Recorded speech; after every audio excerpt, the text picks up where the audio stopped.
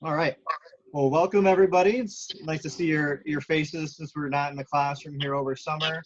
But I wanted to introduce Dr. Cathy Marcum, who is the Assistant Chair and Professor of Criminal Justice at Appalachian State University in the Department of Government and Justice Studies. Dr. Marcum has done a lot of research in corrections, cybercrime, victimization and offending, and overall general offending as well. And the students and myself, we have read two of Dr. Marcum's recent articles in the International Journal of Cybercriminology. The first one is Juveniles and Cyber Stalking in the United States, an analysis of theoretical predictors and patterns of online perpetration. And the second one, also in the International Journal of Cybercriminology, is Sexting Behaviors Among Adolescents in Rural North Carolina, a theoretical examination of low self-control and deviant peer association. So we'll discuss those two articles with Dr. Marcum and some related issues, and have some time at the end to go over anything else. So with that, I'll turn it over to you to start the discussion.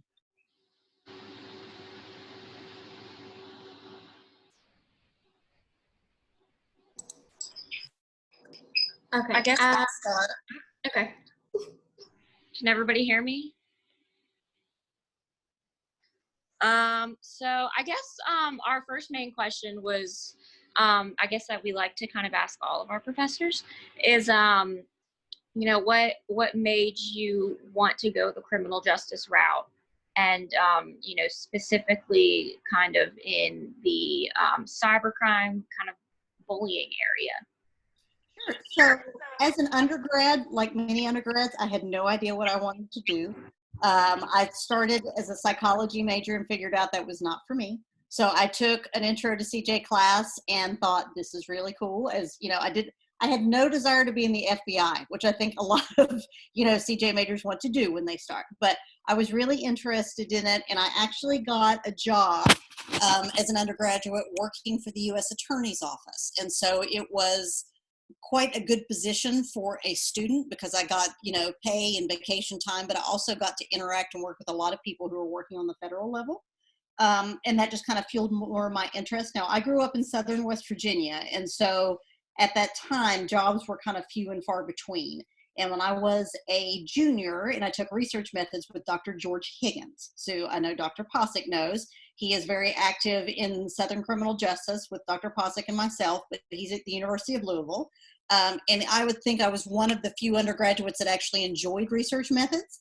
And he said, which says something, and so he asked me if I wanted to work on a research study with him. And I was like, yeah, sure. And so we started doing a study on digital piracy. And so that was about 2000, if that shows you how old that was, which was pretty new. And so like Napster was pretty big, and the illegal downloading of different movies and music and all that. I'm dating myself. So many years ago with the dinosaurs. So with that, Dr. Higgins and I did this study on undergraduates. He encouraged me to get my master's degree, which I did. Again, being in Southern West Virginia, you're not going to make a lot of money unless you have advanced degrees, and even then we don't make a ton of money. But so I went and was getting my master's degree full-time while working for an attorney and doing some investigative work for him. And then long story short, continued to work with George. He encouraged me to go to IUP, where he went to get my PhD. I figured out really quickly I like to teach. I taught an adjunct class in juvenile justice, and I was like, I think this is for me. So that's kind of how I ended up where I was. But what really started the cybercrime aspect was working with Dr. Higgins. And then when I did my dissertation, and I graduated in 2008 from IUP, my dissertation was on adolescent online victimization. And cyberbullying was fairly new at that point, or at least recognized, I should say, and was starting to get studied. And so that really kind of started this trajectory for me in regards to looking at certain kinds of victimization online. Dr. Bosler, who you all know, and he works with Dr. Holt quite a bit in regards to malware and hacking, which, interests me. But personally, and I think it's because some of the things that I saw in my life, I became really interested in cyber stalking, cyber bullying. Now I've done quite a bit of work, and I'm working on some projects in regards to non-consensual pornography. So revenge porn, sexting, upskirting and down blousing, those type of things. You know, you all know, you've grown up with the internet, and you know that things continue to grow and evolve in a good way and sometimes in a bad way. And so people are becoming more innovative with what they do. And it became more and more interesting to me to see like the reliance on your all's generation, especially, you know, and myself too, but you know, the internet and technology is such a common facet when you all form relationships, and you rely on it a lot more than when I was dating, you know, back in the Stone Age. Like, we went to bars and we went out and that kind of thing. And not that you all don't do that now, but you've got kind of the luxury and maybe the curse sometimes of having different technologies to help you with that. And so anyway, so looking to at how technology has been a blessing and a curse for different types of relationship building and those expectations. And that's where the cyber dating abuse and stalking comes in.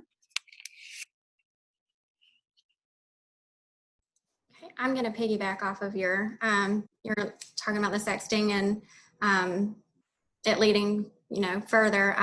So if cyber stalking, you said in the article, can lead to physical stalking. So can sexting lead to sex crimes or anything to the physical matter? Absolutely. So I think, you know, when we talk about stalking, a lot of research has demonstrated that individuals who physically stalk don't always cyber stalk, and vice versa. However, we often see stalking in the physical sense occur more with male partners, and then cyber stalking occur more so with females. It's not to say both sexes are not participating, but I think what the reason for this is because with a computer, you're protected in a lot of ways. And it's much like with cyberbullying, you know, indirect aggression can often be more comfortably performed by females. We are generally, you know, and we can get into this whole discussion, but, you know, I give the example, when little boys are on the playground and they have an issue, they fight it out and it's all good and we go back to playing with trucks, right? Females are not always that way. And sometimes that we want to, you know what I'm saying? This is not a slam on the, you know, I'm a woman, I get it, but there's often a lot more indirect aggression and we're more comfortable in that way. And so oftentimes too, when individuals start cyber stalking, they become more comfortable to stalk in the physical sense as well. Now, also a big difference between the two is generally physical stalking occurs between people who know each other, whether they had some type of, you know, romantic relationship or even a friendship. Not always, but more often than not. With cyber stalking, that's not necessarily the case. And so you can randomly choose someone, you can just start targeting them, whether it be with malicious mail or spam, or, you know, you find them on the Facebook or the Twitter or the, you know, the Snapchat and all those kind of things like that. Sound like my grandmother, the Snapchat. But, you know, it's easier to find someone and kind of hone in on them, whether you have a particular relationship or not.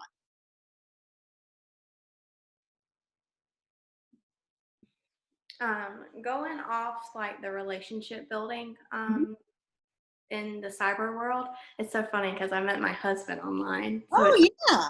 Yeah, so like, I mean, it's so weird how the parents and the grandparents meet different ways, and we're looking at photos, swiping left or right. And in a sense, you're kind of stalking them on social media and on the dating website to get to know them.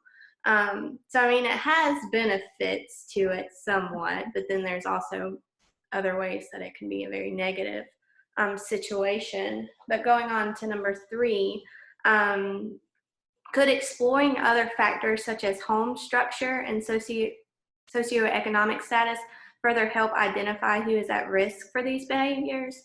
So what type of people do you think are more vulnerable to cyber stalking? Or you know, and I love this question because it really, I mean, it got my ideas going ahead with different research I want to do, because that's what a nerd does, is she's just like, whoa, let's try this.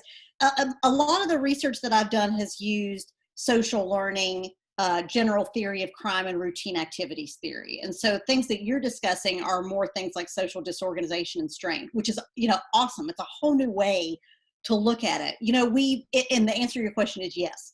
These definitely can be used to explore. You know, I think a lot of research that looks at victimization and offending has shown that it does not discriminate, that it can be of any sex, any gender, any race, any socioeconomic status. You know, that there is no one who is spared from having the opportunity to offend if they want, as well as to be victims.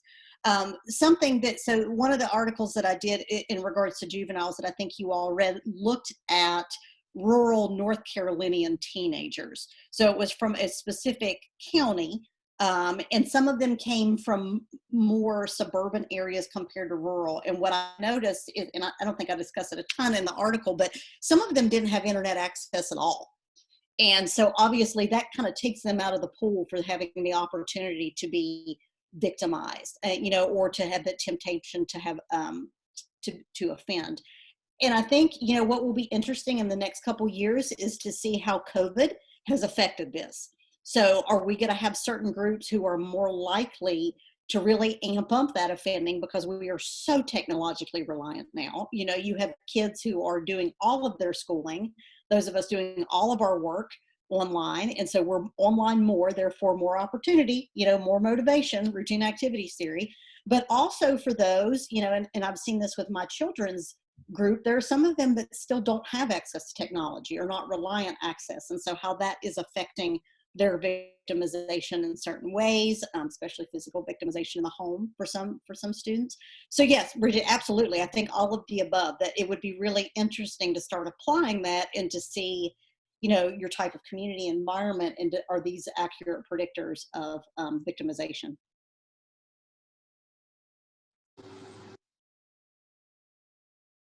Yeah, I've always found that interesting because it kind of is. It's the more technology you have, the more you know, the more you can do with it. And I always, you know, everything that I've kind of in my classes have said, and a lot of papers, is anything that you can use for good, you can use for bad. Oh yeah. So, you know, we have all of this amazing technology and medical advancements and, you know, all the lives that it's saving, but at the same time, it then creates a whole new window for, you know, kind of to get spied on in a way, even with these, like Amazon Alexas and everything that people are, you know, listening into conversations. It's, you know, it's kind of a fine line of you know, how advanced we are and how much we can use it for, and then how much people can use it against us. Absolutely. Which I think is really frightening. Well, and you're right. You know, have you ever done an online search or even talk to somebody about a specific brand, or, you know, then it pops up on your Amazon feed and you're like, oh my gosh, you know, how did that happen? The whole cookies thing. Right. Where, I mean, they track everything that you do. And I mean, the amount of, because I took Bosler's class last semester on cybercrimes, and, you know, the amount of emails that I get of people, you know, pretending to be somebody, and, you know, asking for money, and, you know, all the just scams and the phishing that goes on. It's, you know, I think education is so important now, especially with, you know, all the kids. I mean, now we have 7 and 8 year olds that have cell phones. Yep. And, you know, I think that we really need to teach them, you know, all the dangers and the warning signs and, you know, things to click on and things not to click on. Because even sometimes I look at an email and I think, you know, it looks really real, and I kind of, a light bulb goes off where I'm like, might not want to click on that. So, you know, I think, you know, educating, especially younger kids who are, you know, this is their normal. Yeah. You know, they don't know life without technology. I think we kind of have to, you know, kind of tell them the dangers that goes along with it, because I don't always think that they think that way. Well, and something, you know, there's a lot of research and things that I've done included that have shown the more time you're online, the more likely that you'll be victimized. And, you know, and think about it, myself included, you know, you get more comfortable, obviously, and that with, you know, benefit, and Bridget, not to single you out, but you said you met your husband online. You have the benefit, you know, when I was dating, I've been married for almost 20 years at this point, but when I was dating, I just had to believe what the guy said, you know, about himself. Now I can check on all his social media and go, you know, you can check to see who they communicate with and the pictures, and you've got all this, but you become more and more comfortable. And we all know the internet's like kind of this deep, dark hole that you just continue to go down. And Claire, you know, something that I've seen in some of the educational programs that I've done is that the expectation of relationships and what it means to have a healthy relationship can be very skewed, especially for young people. They are some work that I did with college students at ASU indicated that it was not uncommon for them to share passwords for their banking and their social media and their email, and that they thought it was normal relationship behavior to be stalked online. You know, to where are they going? Who are they with? That there were many that had GPS devices installed on their phones without their permission. But to them, it was like, yeah, well, that means she loves me, or he loves me, he cares. And it's like, you know, that skew of what's healthy and what's not, it is changing quite a bit because of technology.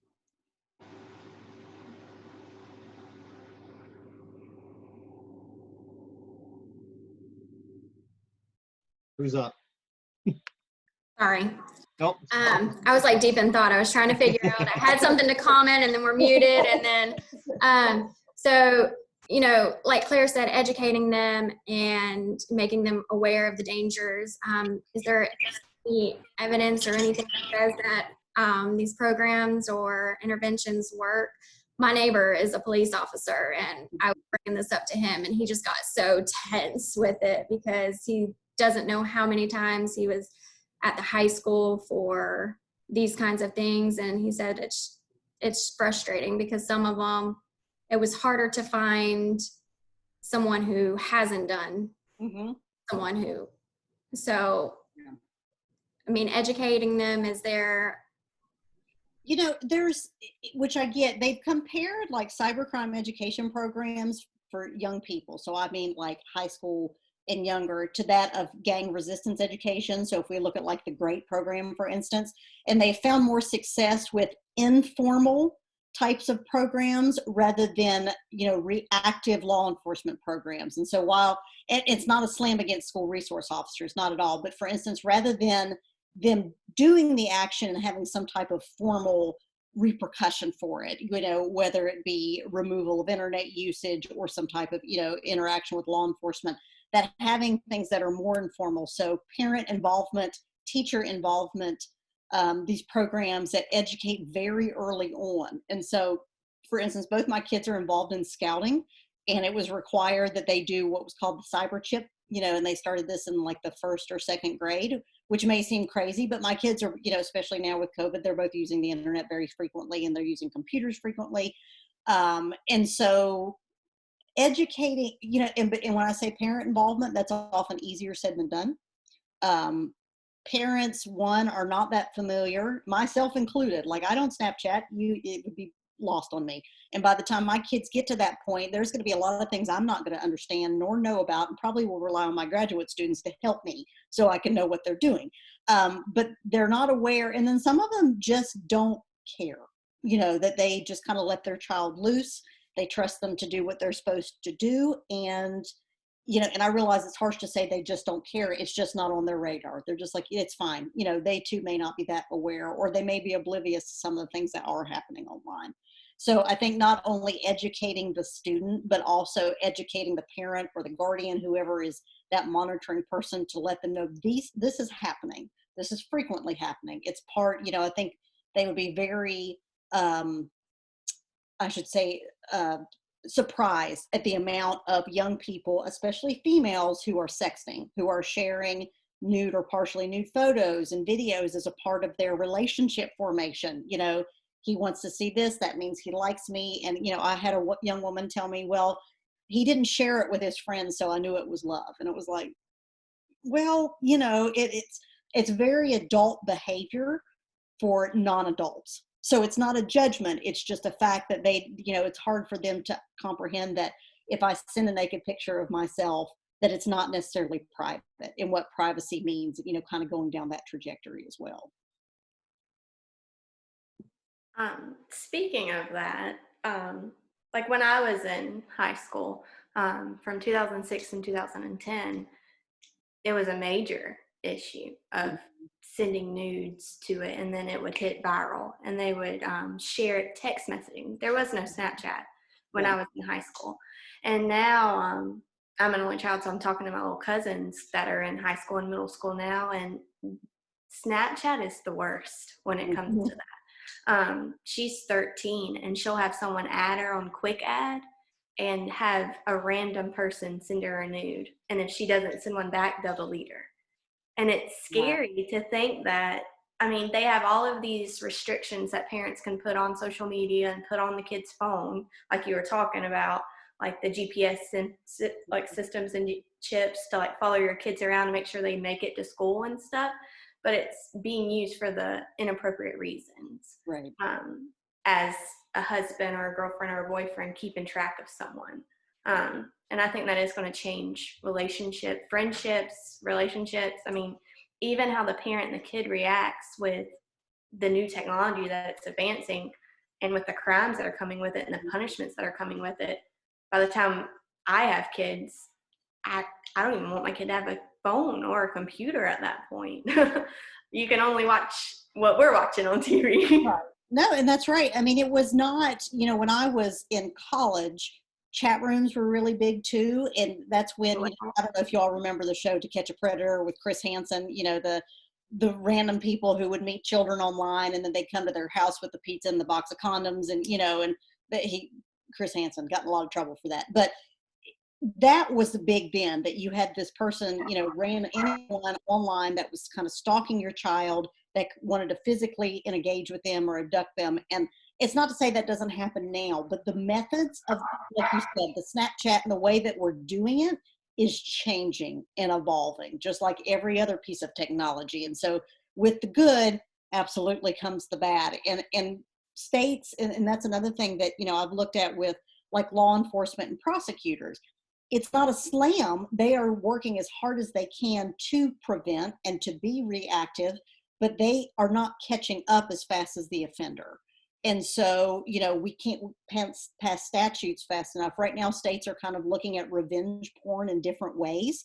Not everybody has revenge porn statutes. Just like 10 years ago, we didn't have cyberbullying statutes. So they were kind of adapting. And now we're getting better and we do, but the way we categorize and the way people are punished may be a lot less severe and effective compared to what may be more appropriate, just because we're not categorizing it correctly, we're not punishing it correctly. It's all a process. And by the time we catch up, quote unquote, they've moved on to something else. You all will see that if you have children or as you age, how things are going to evolve. That cyber offenders they don't have to be the MIT graduate. That is kind of the thing that I think some people don't understand, is that it can be high school kids. It can be very intelligent or, just perceptive individuals who can figure out how to manipulate something on.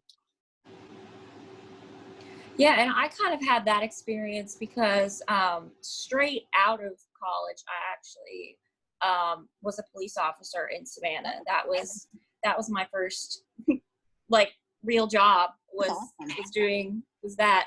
And I remember when you go to the academy, they give you this code book of all of the statutes in the state, and this thing was 3,000 pages maybe.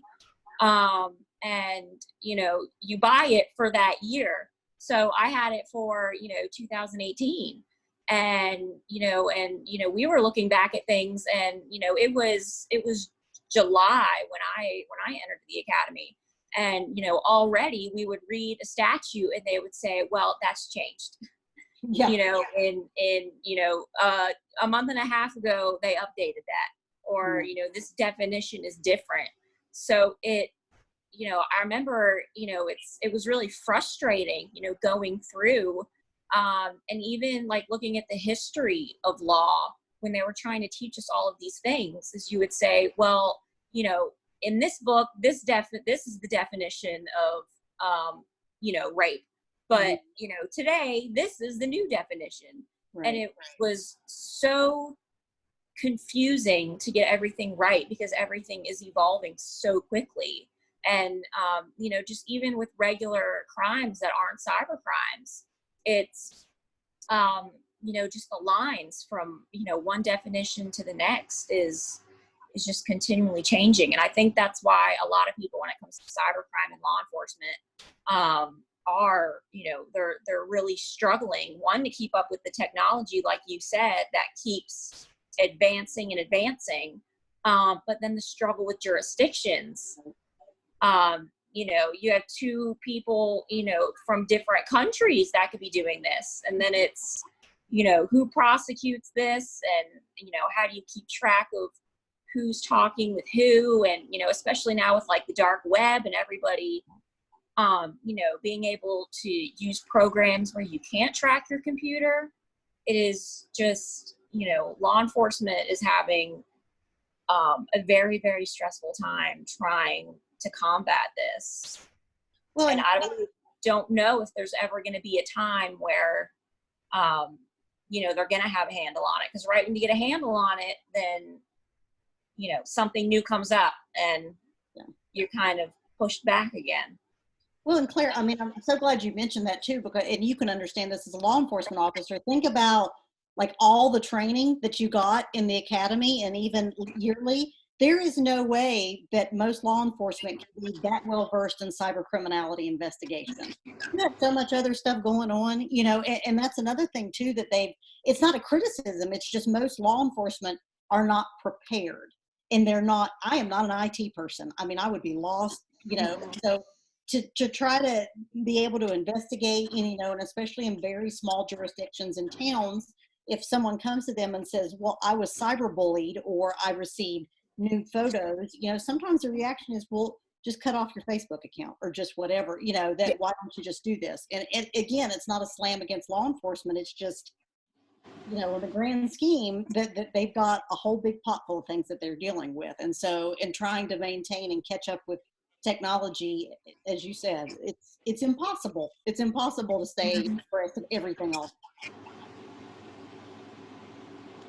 Yeah, and bouncing off of that, that's the thing that, we've talked about in class and that I've kind of struggled with as being an officer, is because some people think that,